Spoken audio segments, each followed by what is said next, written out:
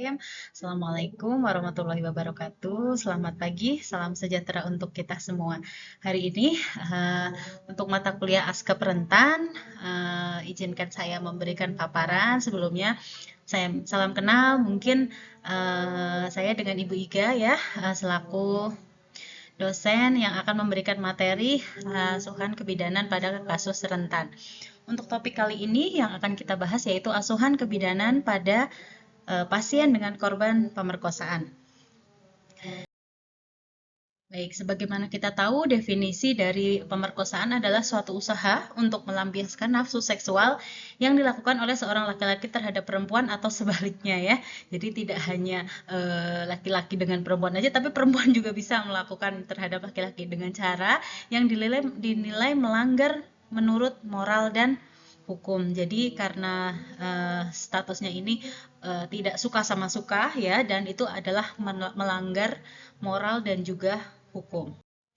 Sedangkan untuk 10 negara terbanyak, ya salah satunya adalah di Indonesia ya. Di sini data untuk tahun 2016 ya, ini mungkin harus up to date lagi, menyatakan bahwa kasusnya itu masih sangat banyak sekali ya, terutama di beberapa negara seperti itu.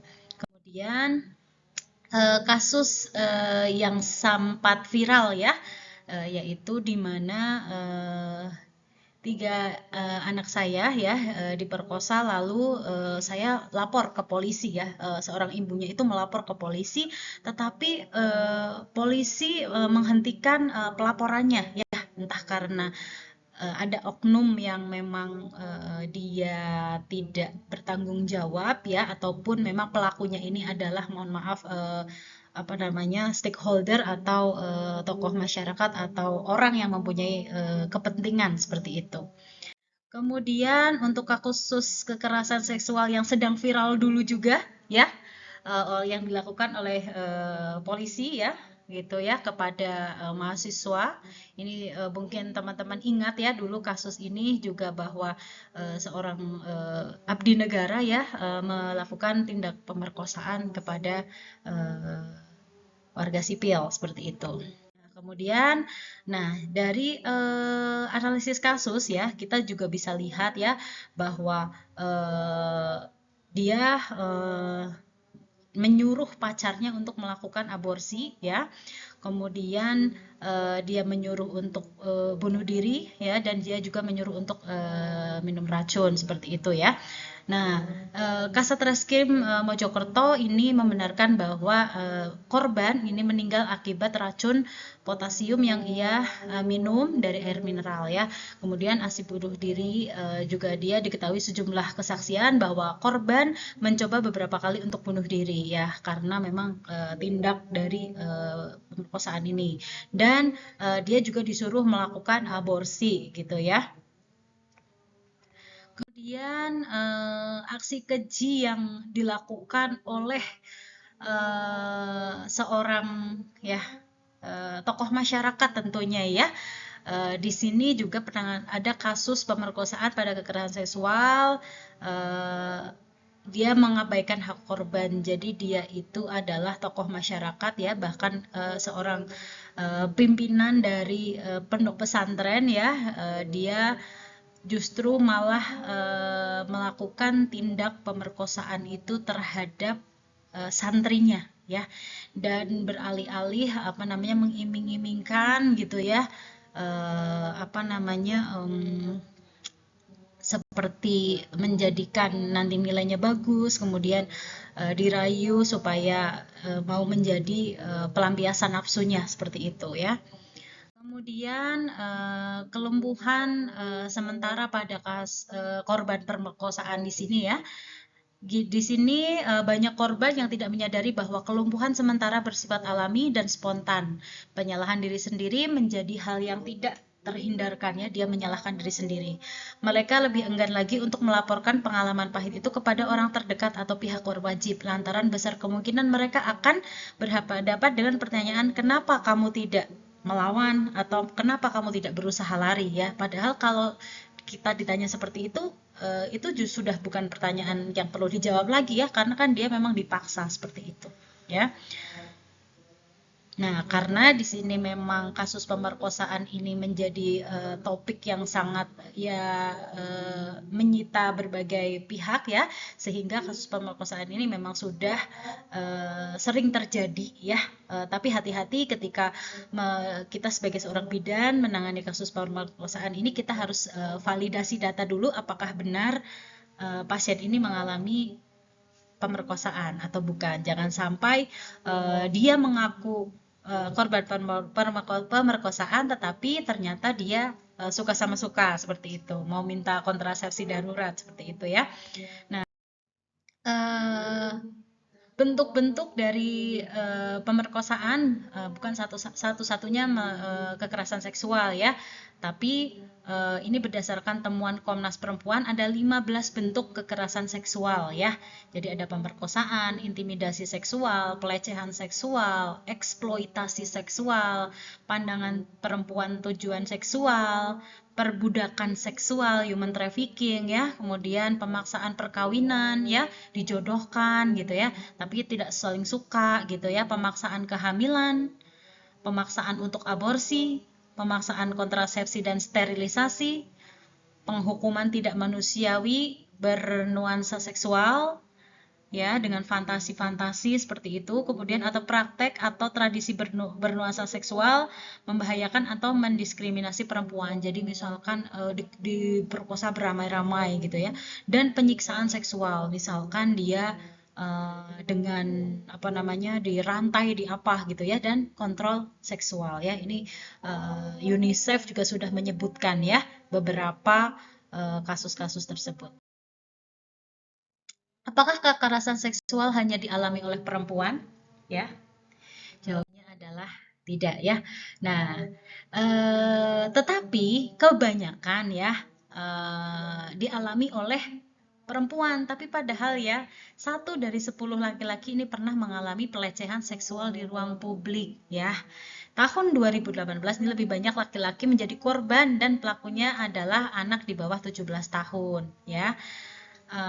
Kemudian kepribadian pelaku pelecehan seksual ya, di sini narsis dirinya melihat dirinya lebih tinggi dari sekitarnya, arogan dan merasa berhak mendapatkan perlakuan lebih dari yang lain. Dan psikopati yaitu secara sosial tampilan mereka profesional, meyakinkan dan karismatik, namun secara emosional dangkal, egosentris sehingga sulit simpati dan empati. Dan Machiavellianism, yaitu sering memanipulasi, mengeksploitasi orang untuk keinginan pribadi ya. Mereka melakukan apa saja demi hal yang diinginkan, itu namanya the dark triad ya. Jadi kepribadian orang yang melakukan pelecehan seksual. Kemudian di sini ada toxic relationship ya, pacaran yang toksik ini menjadi salah satu penyebab kekerasan seksual dan pemerkosaan. Di prosentasenya yaitu 62,7% ini remaja di Indonesia melakukan hubungan seks di luar nikah. Ini berdasarkan survei kesehatan reproduksi remaja melalui Badan Koordinasi Keluarga Berencana Nasional. Jadi sudah mulai kissing, petting gitu ya, meraba-raba gitu ya, itu sudah mengarah ke hubungan seksual ya, seperti itu. Kemudian, nah ini tadi ya, toksik itu seperti apa sih gitu ya? Ya, tadi definisinya yaitu mengganggu, merusak ya, berbahaya, tidak aman, jahat, membahayakan, merugikan, mematikan. Nah, itu adalah ya sangat berbahaya atau membuat tidak nyaman secara luas dan perlahan. Nah, relationship ini hubungan antara dua orang atau lebih, ini harus ada koneksi, relasi, sejajar, sejalan, punya ikatan dan gabungan ya. Jadi pacaran yang tidak sehat lah relationship toxic ini ya, seperti itu. Kemudian tidak ada yang sengaja masuk toxic relationship. Awalnya misalkan ya, ibu-ibu mungkin sudah mengalami semua ya. Pertama kita nganterin ke sekolah atau ke kampus gitu ya. Selalu menemani kemanapun ya. Lalu setelah itu dia jadi penghalang ya, melarang untuk melakukan ini itu dan menuduh segala macam. Kemudian minta bukti cinta, misalkan kalau kamu sayang sama aku, tolong apa namanya, kirimkan kalimat-kalimat yang merayu gitu ya. Kemudian perhatian, rajin ya, nanyain kabar, jangan lupa foto. Fotonya tolong ya, kalau kamu sayang sama aku, tolong dong pap gitu ya, foto lagi pakai bikini aja gitu ya. Dan membuat orang itu membutuhkan kita atau perapian. Jadi tarik ulur gitu ya, nggak langsung membalas WA gitu ya, tidak menanyai kabar, dan hal ini membuat toxic relationship. Jadi perempuannya udah nyebar foto gitu ya, udah nyebar foto bugil misalkan, ternyata diputus nih sama pacarnya gitu ya. Jadi dia merasa panas gitu ya, sehingga menemuilah dia gitu dengan ancaman-ancaman dan lain sebagainya. Dia mau akhirnya melakukan hubungan seksual seperti itu. Nah, hubungan romantis pacaran ya, ketika kamu mulai sering menanyakan pada diri sendiri dan orang lain, apakah aku harus putus gitu ya nih, mungkin di sini banyak yang ibu-ibu yang sudah menikah ya, jadi apakah kita harus putus ya ketika dipaksa untuk melakukan hubungan seksual gitu ya, ya kita harus berpegang pada prinsip kita ya, seperti apa gitu ya. Jadi kalau misalkan memang itu sudah tidak sehat, itu toksik, ya harus di cut gitu ya, jangan sampai berlanjut seperti itu. Nah, kemudian cara detox dari toxic relationship itu seperti apa? Yang pertama, cari aman. Pastikan kamu tahu bisa minta tolong ke siapa dan bagaimana kalau dia sudah mengarah ke arah seksual gitu ya. Mengakui semua, akui apa yang kamu alami, rasakan dan butuhkan, karena semua itu butuh valid. Makanya kadang nggak salah kita tuh cerita gitu ya. Cek apakah dia mengalami curang gitu ya, mengalami kecurangan gitu. Pikirkan kalau temanmu di posisi yang sama, apakah kamu juga harus mendukung hubungannya. Kalau sekiranya pacarannya toksik, ya kita sampaikan itu adalah toksik gitu ya. Temani diri, beri saran sebagai bagaimana kamu ke temanmu gitu ya. Cari teman yang baik ya, yang mensupport secara fisik dan mental. Yang keenam, putuskan hubungan kalau sudah tidak perlu approval pacaran ya. Ya cukup jadi mantan gitu ya, nggak usah dilanjut lagi kalau dia memang toksik. Nah, yang ketujuh yaitu kita berikan konseling. Konseling membersihkan sisa racun, butuh waktu ya. Kadang kita move on dari pacar gitu ya, kita move on dari seseorang itu kan memang butuh waktu ya, butuh konseling gitu, kalau perlu ke psikolog gitu ya, kalau udah susah gitu melupakan gitu ya. Nah, putus harus dengan baik-baik, jangan sampai berbohong tentang alasan putus gitu ya, nanti diancam gitu ya, malah bikin status di media sosial, nanti membuat pasangan kita, maksudnya mantan pasangan kita itu panas gitu ya. Putus di depan umum, jangan sampai mempermalukan, kemudian menjelek-jelekan mantan nggak boleh ya, saling menyalahkan juga tidak boleh, masih cemburu atau nggak rela berpisah gitu ya. Jadi kita harus putus dengan baik-baik nih sama pacar kita gitu ya. Jadi ketika putus jangan sampai ada masalah gitu, nanti akan mengakibatkan masalah-masalah berikutnya gitu ya. Apa namanya, penyebaran video lah, penyebaran foto lah gitu. Makanya jangan pacaran yang tidak sehat, harus pacaran yang sehat. Kemudian tinjauan psikologis dalam perspektif keperawatan atau kebidanan jiwa ya. Nah, ini pasti semua udah pada nonton ya kasus ini ya, Mas Aris dan siapa ini, Mbak Kinan atau siapa ya, saya lupa ya. Jadi kenapa dia itu selingkuh gitu ya. Kenapa seorang itu selingkuh? Ini manusia tidak secara alami bersifat monogami ya. Nah, sebuah penelitian mengatakan bahwa sebagian orang dengan tipe tertentu dari gen reseptor dopamin lebih banyak melakukan hubungan intim, 50% cenderung akan mengkhianati pasangannya. Para ilmuwan dari Finlandia juga menilai bahwa seorang mempunyai banyak reseptor vasopresin atau maka akan berbanding lurus dengan perselingkuhan. Jadi ketika kita sudah melakukan hubungan seksual sepranikah gitu ya, dia akan cenderung kepo dengan orang lain dan akan melakukan hubungan dan akan misalkan melakukan hubungan seksual dengan orang lain lagi, dengan orang yang berbeda gitu ya. Nah, ini menurut gen ya, selingkuh ada di dalam gen ya, gen DRD4 ini pada pria, gen ini membuat pria 2 kali lipat cenderung melakukan perselingkuhan ya. Sedangkan gen AFPR1A ini gen perempuan ini sama ya, gen ini juga memiliki 40% wanita memiliki gen ini untuk cenderung untuk berselingkuh. Jadi sebenarnya perempuan dan laki-laki ini mempunyai persentase yang sama untuk berselingkuh seperti itu ya. Ini menurut penelitian ya. Kemudian konsep asuhan kebidanan pada pasien korban pemerkosaan harus seperti apa gitu ya. Fase relaksasi psikologi terhadap pemerkosaan yang pertama ada fase disorganisasi akut. Fase yang dimanifestasikan dalam 2 cara, yaitu keadaan terekspresi yaitu shock, dia pasti tidak percaya, takut, rasa memalukan, marah ya, dan bentuk emosi lainnya. Keadaan harus terkontrol di mana perasaan tertutup atau tersembunyi dan korban tampak tenang tapi diem gitu ya, tapi ngalamun gitu ya. Fase menyangkal yang kedua, tanpa keinginan untuk berbicara, nggak mau ya. Diikuti tahap cemas yang meningkat, takut yang meningkat kembali, gangguan tidur terlalu waspada, dan reaksi psikomatik.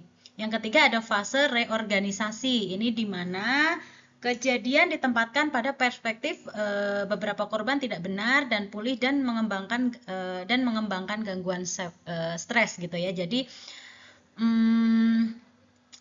apa namanya 3 fase ini adalah fase psikologis terhadap pemerkosaan. Lalu kemudian untuk penata laksanaannya seperti apa? Yaitu tujuan penata laksanaannya adalah memberikan dukungan psikologis untuk menurunkan trauma ya, emosional pasien, dan mengumpulkan bukti ya. Jangan sampai untuk kemungkinan tindakan legal. Jangan sampai dia ngakunya tadi diperkosa tapi setelah kita visum ternyata tidak, tapi suka sama suka gitu ya. Yang pertama yaitu hormati privasi dan sensitivitas pasien, bersikap baik dan memberikan dukungan. Yakinkan pasien bahwa cemas adalah sesuatu yang umum dialami ya, tapi namanya kita ya pasien mengalami kecemasan, kita tidak bisa kontrol kecemasan pasiennya.